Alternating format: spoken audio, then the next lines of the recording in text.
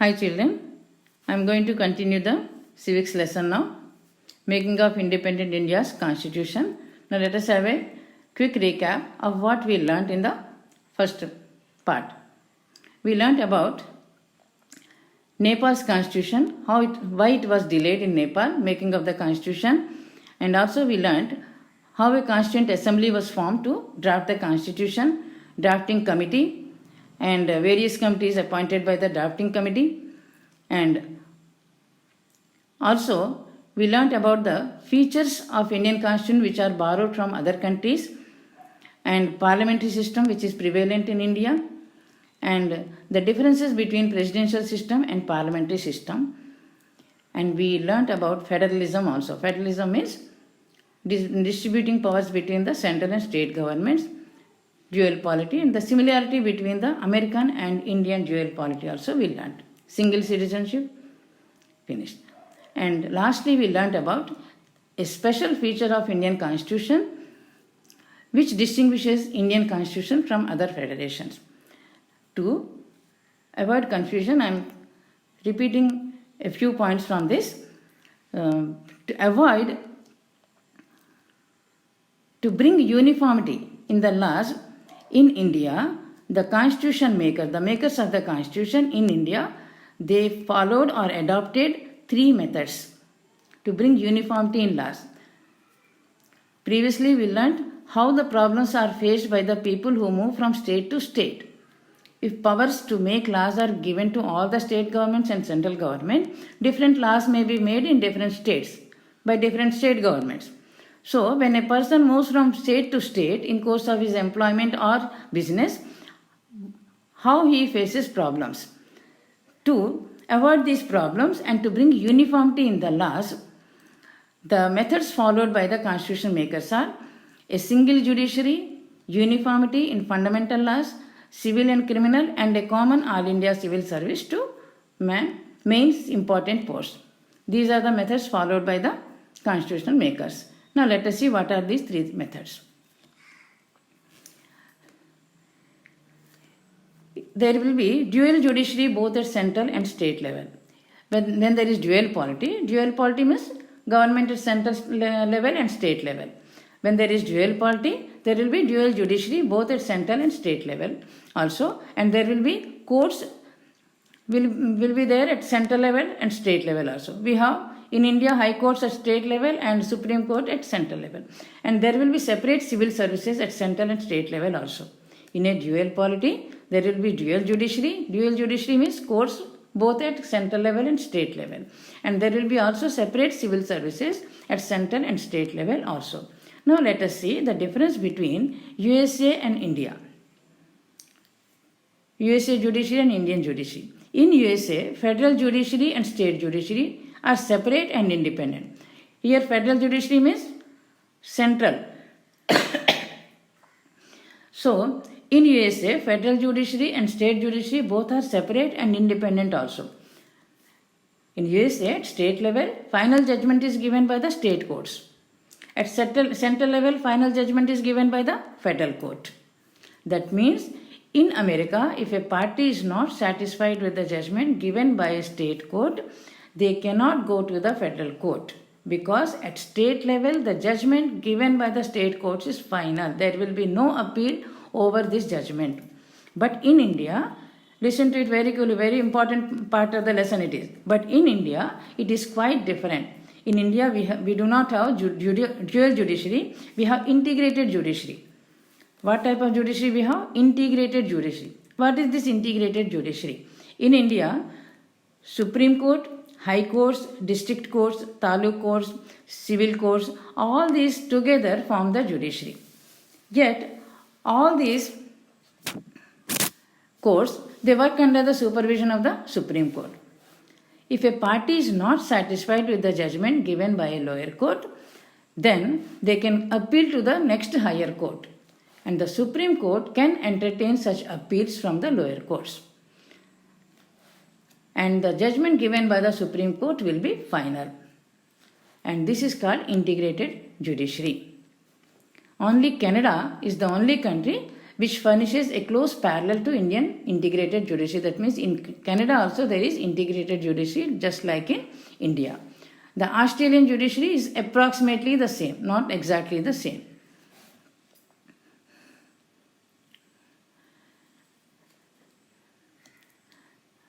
Now, care is taken to eliminate all the diversity in laws which are at the basis of civic life. For this, the administrative subjects are divided into 3 lists. Now, let us see the 3 lists. To eliminate the differences in laws made by different state governments, that means to remove that problem, the constitution makers have divided the administrative subjects into 3 lists. What are these 3 lists and how these are divided among these 3 lists? Union list, state list and concurrent list. And union list means there are 100 subjects in this union list, and on these subjects which are included in the union list, only the union government can make laws. For example, some of the subjects which are in union list, defense, railways, Indian post, all these come under union list. State list, 61 subjects are included in this state list. And on these subjects, only state governments can make laws. For example, agriculture and fisheries, public health, public order and police, all these come under state list. And on these subjects, the state governments only can make laws. And the third one is concurrent list. 52 subjects are included in this list. And on these subjects which are included in the concurrent list, both the union government and the state governments also can make laws. And marriage and divorce, education, electricity, these are included in the concurrent list. That means, suppose the education is there, for example. State education we have, central education. CBSE schools we have and state schools we have.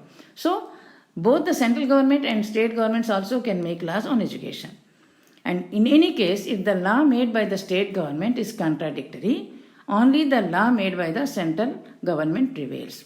Suppose on the same subject, both the central government and the state governments also make laws, and the law made by the state government is against or contradictory to the law made by the central government. Then the law made by the state government is cancelled, it will be made invalid, and the law made by the central government prevails. Now, coming to the civil services. In any federation, there is dual polity, means government at central and state level. And there will be dual services, both at central and state level. There will be separate civil services. But in India, we have also civil services at central and state level. UPSC, SPSC. Full form of UPSC is Union Public Service Commission. In the same way, at state level, it is State Public Service Commission. But with one exception. We have also dual services, like in other countries. In all the other federations, there are dual services. Like that, in India also we have dual services. At central level and state level also we have these civil services. At central level it is UPSC, state level SPSC, Union Public Service Commission, State Public Service Commission. But with one exception, we have dual services in India. Now let us see what is that exception. In every country, there are certain important strategic posts from the point of view of maintaining the standard of administration. There are some main posts which are called as strategic posts. And these posts are useful to maintain that standard of administration of the country. And the standard of administration depends upon the capability of the civil servants who are appointed to these strategic posts.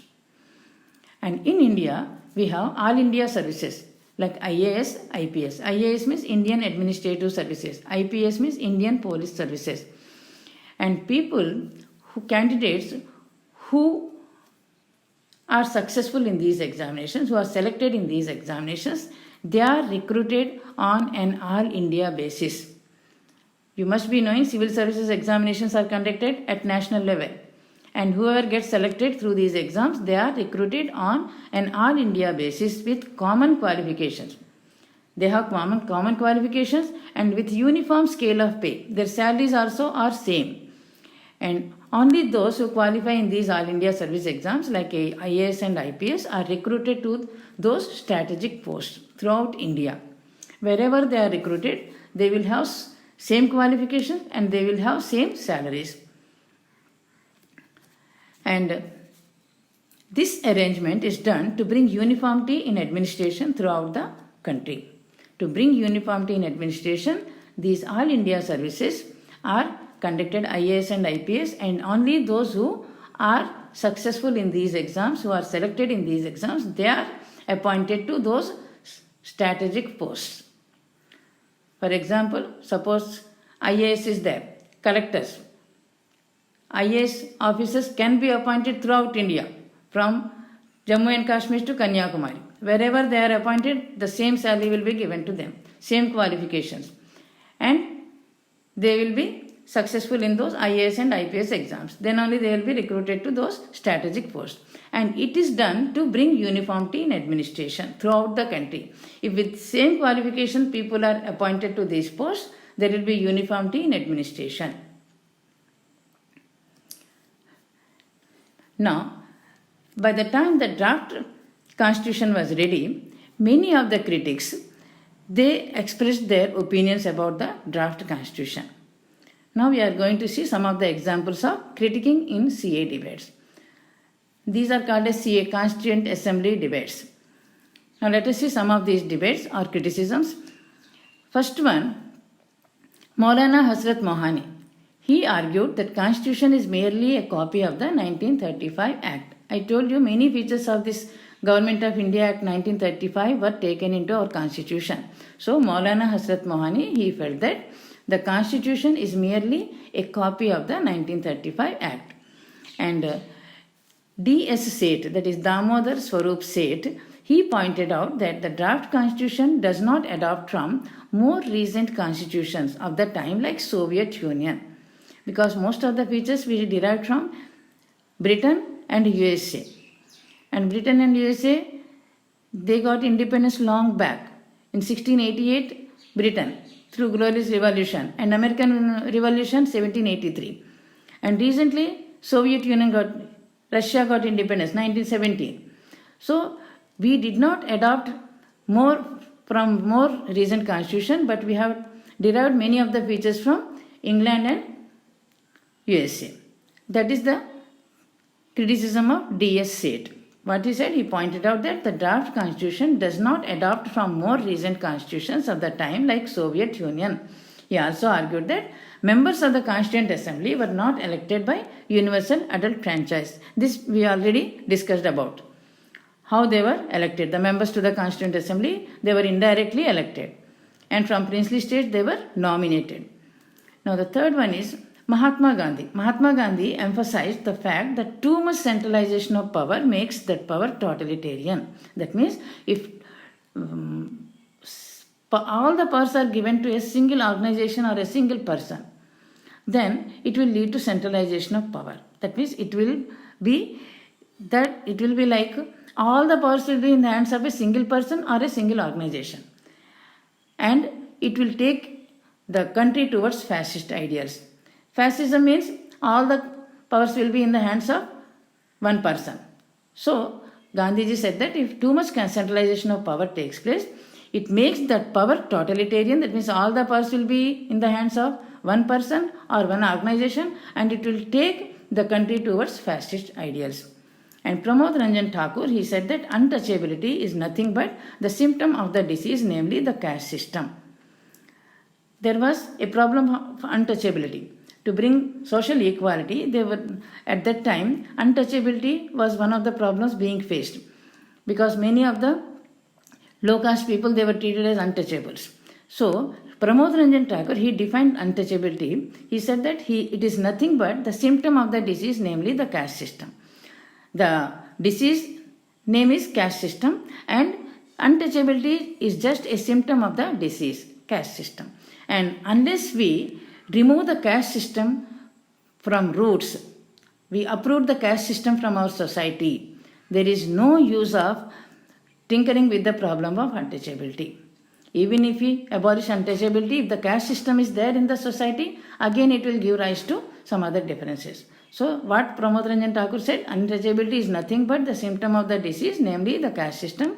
And unless we remove the caste system itself, we uproot the caste system itself from our society, there is no use of tinkering with the problem of untouchability. And S.C. Banerjee, he said that the word untouchability actually requires clarification. And sometimes it means merely taking a glass of water, and sometimes admission of Harijans into temples.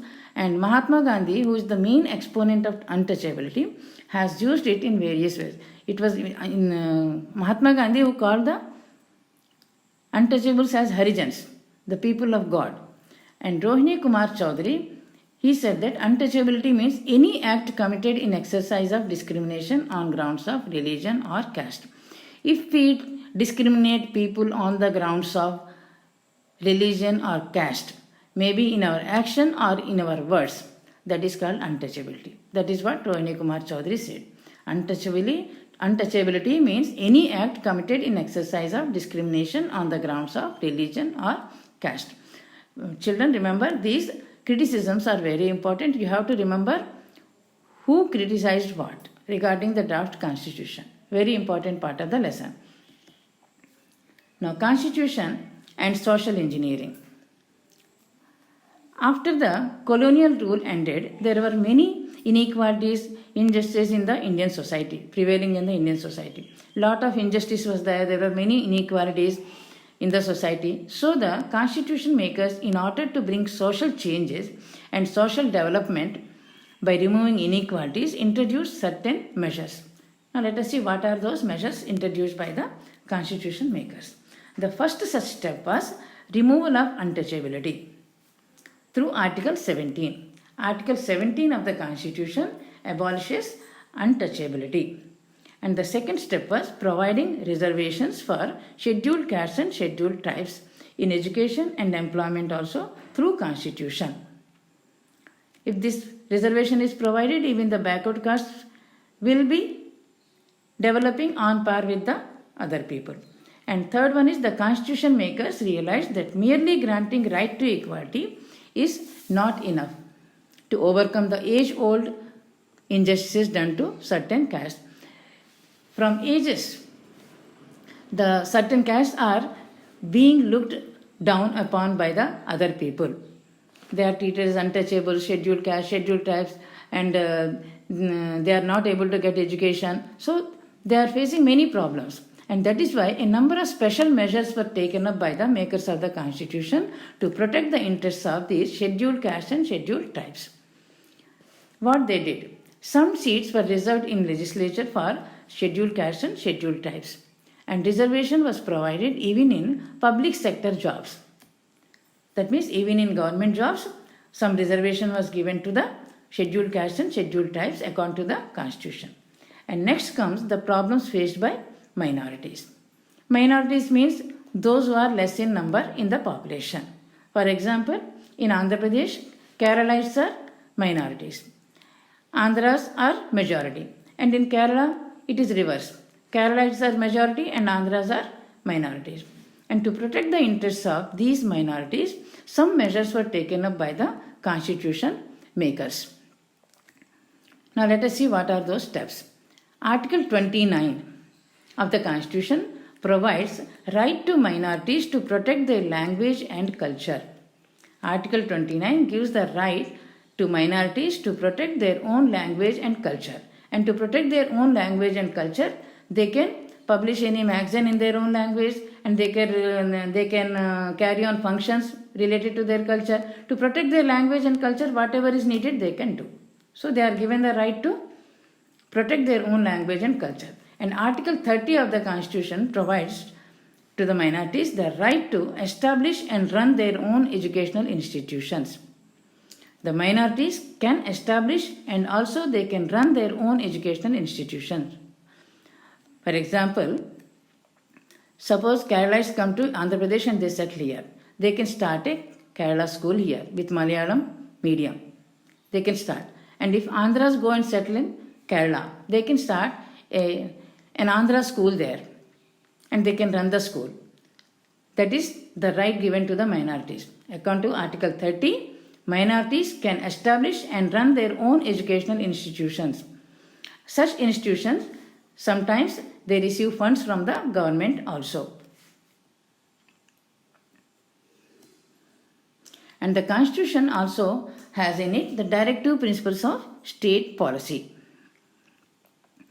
And what are these directive principles of state policy? These are the guidelines given to the central and the state governments for the welfare of the country. And to give protection to the minority, Article 29 and Article 30 were introduced in the Constitution. And last but not the least, it is the most important part of the lesson, amendments to the Constitution. Now let us see what is an amendment first. Laws are made by the Parliament with the consent of the President for the whole country. At state level, the Legislative Assembly makes laws, and these laws are once made need some changes with changes in time. When time changes, the conditions change, the circumstances change, knowledge and technology they change. When all these are changing, the laws made once upon a time also need some changes to suit the present circumstances, to suit the present requirements. Laws also need some changes. And these changes made in the existing laws are called as amendments. To suit the present conditions and circumstances, the laws also must be changed. Applying same laws in the present conditions also becomes meaningless. So, some laws need to be changed. Amendment is changes made in the existing laws in the Constitution. Now, I hope you understood what is amendment.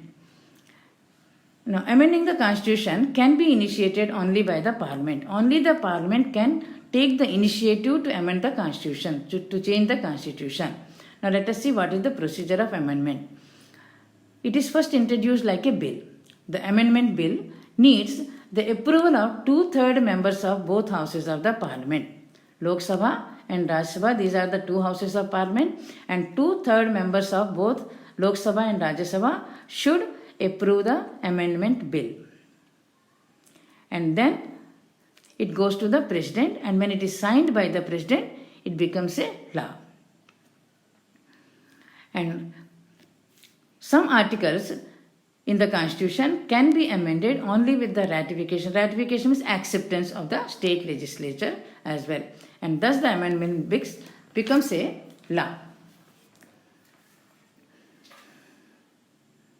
Now in this graph, many times it was given for 2 or 4 marks also in the exam. First you find out what is given in the graph. Since the Constitution was adopted on 26 January 1950 till 2013, that means 1950 to 2013, how many amendments are made in each decade? That is given in the graph. If you know that, how many amendments are made in each year, 1951, 67, 61, 70, 15 like that, it is given in the graph. And on the whole, how many amendments are made? 99 amendments are made. And relevant questions, any asked on this graph, you can easily answer. Now the major changes in the Constitution. Major changes in the Constitution were made during 1970s. And the first among these changes, major changes, was including the words secular and socialist to the preamble of the Constitution. The two words secular and socialist, they were included to the preamble of the Constitution. Why they were included? Because the words like equality, liberty, justice, these are used in the preamble. Preamble is an introduction to the Constitution. And this equality and justice, they refer to the socialism. Socialism is equality of all the people. And the words equality and justice, they refer to equality of all the people. And liberty, it refers to the secularism. So, because this equality, liberty, justice, these words which are used in the preamble, they refer to secularism and socialism. These two words are added to the preamble. What are those two words? Socialism and secularism are added to the preamble through 42nd Amendment in the year 1976. They were added to the preamble. And the second major event in the life of Indian Constitution was a Supreme Court judgment. Popularly, it is known as Keshavananda Bharati case. Keshavananda Bharati case, he belongs to Kerala, and he is the head of a trust, temple trust. And he filed a case in the Kerala High Court, and while giving judgment to this Keshavananda Bharati case, the Supreme Court, because in High Court he was not satisfied with the judgment given by the High Court, so he applied to the Supreme Court, and then the Supreme Court gave its judgment saying that the basic principles on which the nation continues to exist even today cannot be changed even by the Parliament at any time. That was the judgment given by the Supreme Court in this Keshwanand Bharati case. Did you understand? I am repeating once again. Actually, the changes can be made to the existing laws in the Constitution by the Parliament. Parliament can make amendments. But in this Keshwanand Bharati case, the Supreme Court made it very clear that even the Parliament cannot make any changes to the basic principles of the Constitution, because the nation continues to exist on these principles only. For example, form of the government, federal character, supremacy of the Constitution, sovereignty of the nation, provisions for justice and welfare state, etc. All these are basic principles. And these basic principles can never be changed even by the Parliament at any time. That is the judgment given by the Supreme Court in Keshwanand Bharati case. So it is very popular as Keshwanand Bharati case. It is the second major event in the history of our Indian Constitution. Major changes were made in 1976 through 42nd Amendment. And that is why many changes were made through this 42nd Amendment in 1976. That is why this 42nd Amendment is also called as mini constitution. And the first such change was including the two words secular and socialist. And why these two words were added? Because the words which are used in the preamble like equality, liberty, justice, they refer to secularism and socialism. Equality and justice, they refer to socialism. Socialism means equality of all the people, remember. And secularism, freedom of religion. So, liberty refers to secularism. That is why these two words, secularism and socialism, were added to the preamble. And the second major event is Keshwanand Bharati case. What is the judgment given by the Supreme Court in this case? If you remember that, it is very important. You please remember. What was the judgment given by the Supreme Court in this Keshwanand Bharati case? That the basic principles of the Constitution can never be changed, even by the Parliament. Even fundamental rights come under basic principles. Basic structure, they form the basic structure of the Constitution, fundamental rights. So even the fundamental rights, fundamental duties, or federal character, or form of the government we have, like monarchy or republic or sovereign, it cannot be changed. Supremacy of the Constitution, it cannot be changed. That was the judgment given by the Supreme Court in this case. And that is the end of the lesson. Now I am giving you homework as usual. Read full lesson, underlining all the key points. Complete the blanks and compare your answers with the key given. And learn 1 mark and 2 mark question answers and write without seeing. And in this video I am also giving key to the blanks of lessons 13 and 14 in history, because previously I haven't given them. So in this I am giving 13th and 14th lesson keys also. Please first complete them in the material and then compare your answers with the keys. Here is the key for blanks for this lesson and 13th lesson. It is 13th lesson and this is 14th lesson. And also complete the graphs in page number 100 and 101 and world map in page number 105 and 122.